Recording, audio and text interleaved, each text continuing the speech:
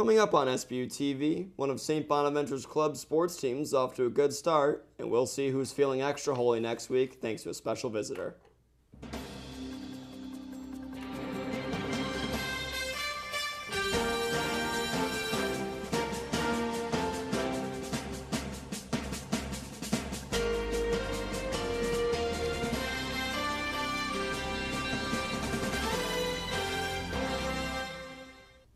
Hello and welcome to SBU TV. I'm Ryan McDonough. And I'm Sammi Arena. Former St. Bonaventure Assistant Professor Dr. Bria Willingham returned to campus as a part of the university's #RaceMatters campaign. Here's Jasmine Foster with more. September 11th, Dr. Bria Willingham began the #RaceMatters dialogue with her talk on race in the American justice system. To solve race crime in the American injustice system. Because too often in our system, when it comes to crime and when it comes to race, there is no justice. At a time when racial tension and ethnicity issues are increasing, the St. Bonaventure community and Dr. Willingham feel that starting the conversation on racism and diversity is crucial. When you ask, is the justice system failing us? I wonder which us are you referring to? Because the us I belong to, the black us, are being incarcerated at faster rates than any other race. Race Matters makes me feel that they are finally talking about race and the issues of people, the issues that people of color go through, and bringing to people of non-color because they didn't know. Think about it, within 1 month, it was last summer of 2014, within 1 month, 4 black men were killed by police, just within a month. In July, 5 black women died in police custody. For SBU TV, I'm Jasmine Foster. To find out more about #RaceMatters, head to sbu.edu. Who doesn't love a good movie? But maybe our local theaters aren't as safe as we thought. Jackie Roberts has more. Millions were scared away from movie theaters in 2012. We're standing outside the Aurora Medical Center, one of 6 area hospitals where survivors are being treated. During a showing of Dark Knight Rises, 12 people were killed. But 12 wasn't enough for theaters to take a stand until we relived that plotline again this past July. I'm not sure why this man chose my movie to end these 2 beautiful lives and injure 9 others, but it was very personal for me. The theater chain Regal Entertainment Group now implemented a bag check at over 560 of its locations. While this is a step in the right direction, theaters here in Cattaraugus County are still on pause with their old safety procedures. Although the Carmike does not do a bag check, the parking lot is still almost full on a Tuesday night. However, several customers say they've taken a safer route to watching movies. These roommates at St. Bonaventure University are the perfect example. It used to be a place where it was safe to take your family and have a night out, but now it really makes you question who's going. Normal procedure is sweatshirts and sweatpants, and we usually all vote on a movie. It always starts with pajamas, and then lots of blankets and pillows, and then we always make popcorn. So even if you're saying no to the lights, camera, action, theater scene, there is still hope for the movie critic, with a bag of popcorn, pajamas, and a remote control. For SBU TV, I'm Jackie Roberts. Unfortunately, the people at the Carmike Cinemas in Olean were unable to comment. Pope Francis is making an important stop to the United States on September 22nd. Ryan has more on the papal visit. It's no question the American Catholics are anticipating the Pope's visit to the United States. But the papal visit is important for all people, not just Catholics. He's bringing the message to, I think, a larger audience than just Catholics. His message has not strayed from anything that the Catholic Church teaches. But he is able to speak to, and he is speaking to people who, non-Catholic as well as Catholics alike. I hope that Pope Francis can put a positive spin on a universal truth of just the golden rule, treat others the way you want to be treated. Pope Francis's idea of unity is something that isn't just specific to the Catholic Christian faith, but to all faiths. On September 26th, while in New York, Pope Francis will give a multi-religious service at the 9/11 Memorial Museum at the World Trade Center. He's taking the opportunity to realize that this is not a Catholic thing, this is a world thing. I think it's a brilliant move to bring people of all faiths, and perhaps hopefully even people of non-faiths, to come together and to recognize and focus on our commonality, what unites us. And as a world leader, his duties spread far beyond religion. The first time a pope is ever speaking in Congress, that's a big deal. That coming from somebody like him, who people are drawn to naturally, I think that definitely could carry a lot more weight than, say, your average politician. For SBU TV, I'm Ryan McDonough. Members of the St. Bonaventure community will be in Washington, D.C. next week to do social justice work and view the Pope in Congress on a video screen. They will have an open panel discussion on the topics covered by the Pope in Congress during Francis Week. And speaking of Pope Francis, in honor of his first visit to the United States, a new digital campaign called Joke with the Pope has been launched. The campaign encourages people to submit jokes as part of a contest to help the world's less fortunate. Brittany Slomba has more. I asked faculty and students to share their best jokes. Here's what I got. What do you call a wandering nun? A Roman Catholic. What kind of cat shouldn't you play games with? A cheetah. So the Hickey and Devereaux were having a chat the other day, and the Hickey said to Devereaux, you know, I'm getting kind of sick of this ivy. It's pretty invasive and it's just getting really annoying. And Devereaux said, it's kind of growing on me. A panel of judges, including Bill Murray, will select the winner on October 5th. The best joke might even be shared with the Pope himself. Between now and on October 2nd, you can upload a video telling your favorite joke to jokewiththepope.org and donate a joke to your favorite cause. Sometimes it's okay to have bad breath, especially if it involves eating food with garlic.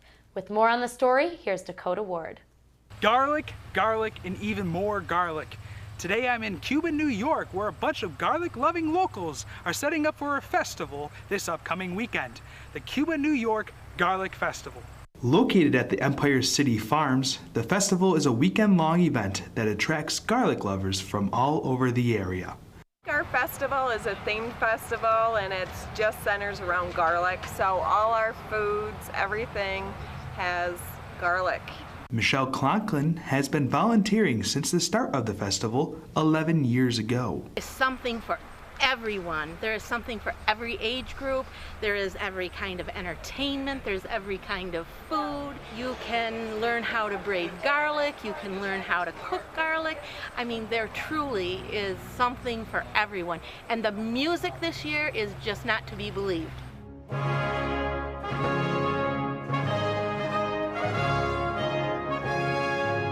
I'm Jeanette Maxim. I'm the Queen of the Garlic Festival this year. I'm Jim Maxim, and I'm King of the Garlic Festival this year.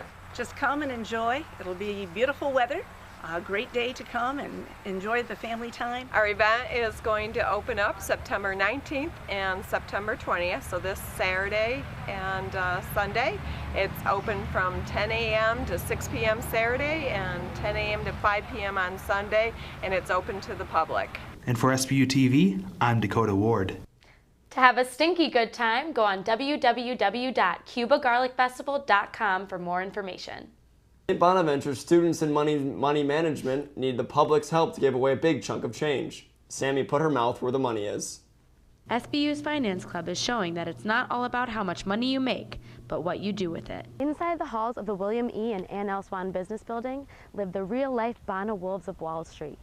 Students in money management, otherwise known as SIMM, manage a $450,000 hedge fund, but now the club is giving back to the community. Senior Co-General Manager Andrew Pullman had this to say about the club's plan. This year we're giving away over $6,000 in profits, and we wanted to really give the people in the community around the club the opportunity to choose where that money goes. Embrace It Africa, SBU Enactus, and Bona Responds are the three charities up in the running for the $6,000 grant. Embrace It Africa is a 501c3 charity. What we do is support a community in southern Uganda. On campus, we have a lot of really passionate students that want to start up their own projects, whether it's getting vaccines down there or starting up female empowerment among the schools.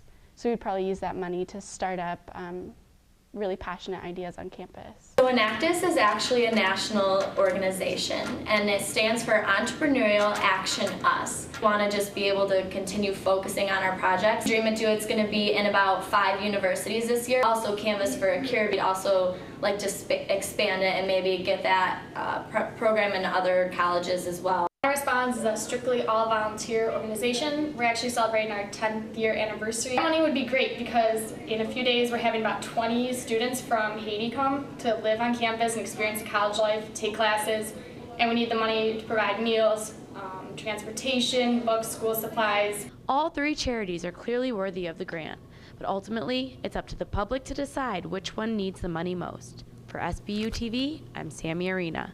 To learn more about the charities up for the grant and to vote, visit Arena-SIMM.org. Have you ever wondered what happens after college athletes finish their 4 years?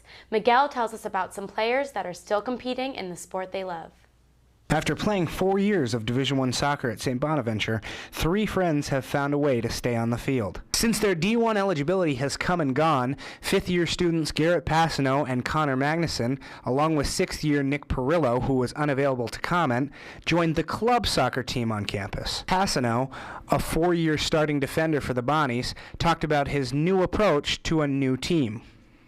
Just come in, help motivate people, help bring my talent and what I'm good at to help make other people better and just have fun. But yeah, I didn't want to overshadow anything that Eric and Morgan did. This is their team. Club team captain Eric Bongsignor reflected on what the 3 former scholarship players have done for the team since joining. We've been able to play just a lot better soccer. I mean, Nicky's in the back with me, and he just pretty much controls the whole game. He's got a lot of knowledge. Just all 3 of them bring a lot of knowledge to the game. Co-captain Morgan Crutchton talked about how the rest of the players have reacted to having Magnuson, Passano, and Perillo on the team. They don't want to mess up for them because they know that they're expecting a good pass or something like that. So I feel like some players are a little bit nervous. Other people do kind of look up to them and see like what are they doing and see how I can be better. The senior marketing major also added his feelings about former D1 athletes making the switch to club sports. We only have 2,000 people to pick from. Other schools have 20,000 plus that we're playing up against, so it's not too hard. I don't think it's unfair at all. Although he's no longer playing for a Division I title, Magnuson still holds something more important than just winning. Ultimately, we're just college kids. We're trying to have fun. You know, we're just trying to have a good time. With SBU TV, I'm Miguel Nesbitt. This weekend, the Bonnies head to Amherst to take on the UB Bulls. St. Bonaventure women's rugby has overcome defeat and tackled a new season. Here's Natalie Kucko with more.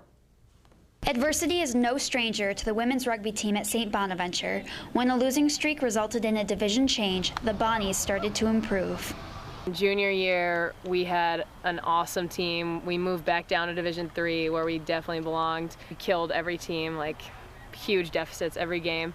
And then we won states, which was awesome, and we got to go to regionals in New Hampshire. So after a successful season last year, and despite losing part of their team's starting lineup, this year's team is committed to achieving titles once again. We ended up being ranked 5th in our division in the nation, so this year we're really looking to go all the way to nationals, which is our ultimate goal. The Bonnies opened this season with an impressive defeat against Geneseo, beating the Knights 61-0. What we really want to focus on is not getting too cocky because we really did have a lot of things to work on, and we just want to improve every single game. Mulcahy was asked what she'll take away from her St. Bonaventure experience. She offered, I have had so many good memories from joining the team here, so that's what I'll remember, just having a great time and winning states at least once, hopefully twice. But. While the Bonnies have enjoyed their early season success, their goal is to keep it going. For SBU TV, I'm Natalie Kucko. Tomorrow, the Bonnies will host the University of Rochester Yellow Jackets at 1 p.m. Don't miss it. The men's and women's soccer teams got rewarded with a brand new turf field just over 1 year ago. Now the softball team gets a turf field of their own. With more on the story, here's Nick Konotopskyj. As you can see behind me, construction is already underway for the new turf softball field that is scheduled to be done in November of 2015 for the start of the 2016 softball season. I talked to softball players Kelly Rowan and Emily McDonough about the upcoming changes. I think myself and everybody on the team is really excited. We've been waiting for this field a really long time, and we've gotten promised it year after year, and now we finally have the funds and we're really excited to play on it this year. I think we're all really excited about it. I mean, we always travel to all these beautiful fields with nice facilities, and it's going to be nice to finally have it as our home field, and we can be proud to play teams here, and it's going to be really exciting for us. More than $800,000 have been raised to help make the renovations to this new softball field possible. The new name of the field is called Joyce Field, and the renovations are scheduled to be done by November of 2015 and be ready by the 2016 softball season. The turf that's being installed to the softball field, which is called A-turf, is the same turf that was installed at the soccer field 1 year ago. With SBU TV, my name is Konotopskyj. To find out more about Joyce Field, go to gobonnies.com. That's all for us here at SBU TV. I'm Sammi Arena. And I'm Ryan McDonough. Thanks for watching.